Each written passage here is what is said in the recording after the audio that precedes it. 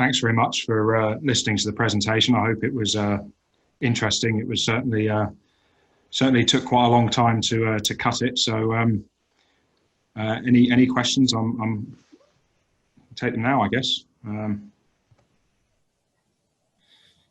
The appropriate regulations. There was one question about the appropriate regulations. So I think the main regulations that we deal with at the moment are in RTS 6 of MiFID II, and there's specific regulations in there about algorithmic trading. Also, there's some interesting parts of the senior managers and certification regime. If you look at the guide for solo firms, solo regulated firms, there's a part in there which addresses accountability for algorithmic trading systems. So that would also be a good place to look at insofar as Europe is concerned.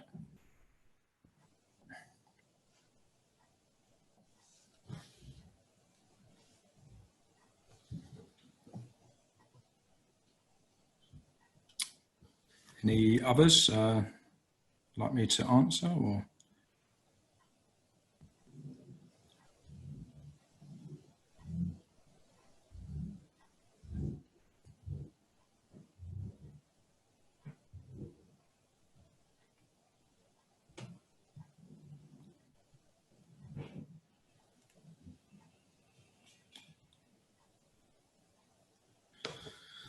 Should an external software vendor be responsible for what he creates? It's a great question, actually.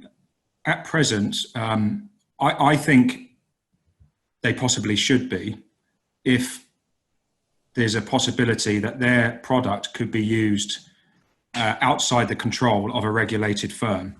So, for example, the firm does its best to try and control who has access to its systems. But if the firm gives API out, the firm loses a degree of control.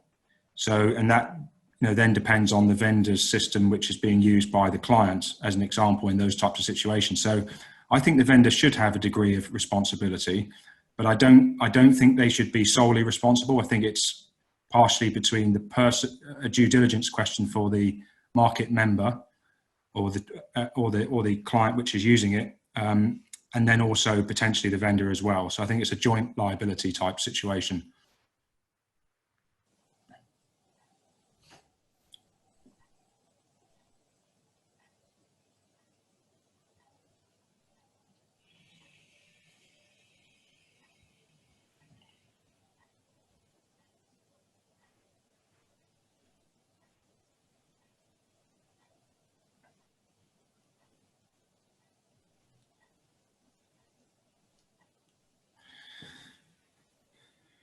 Yeah, it's a good question. Could the 5-second timeout in RTS 6? And RTS 6 is a thing called the sort of post-trade 5-second monitoring, where it's possible that potentially exercise a kill switch if you see that the algo is malfunctioning or something. Yeah, it could be. It does create potential liability problems because ultimately there is always going to be a judgment call there. Somebody needs to make a call. Is this bona fide trading, or is this something which is potentially malfunctioning?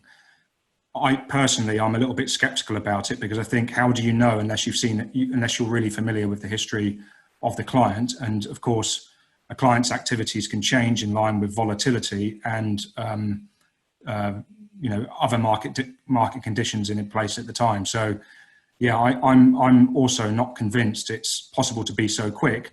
But then also to the reverse of that, if there is behavior which is clearly odd, it also makes sense that the regulator or the firm has the ability to shut down the behavior before it becomes a much bigger issue.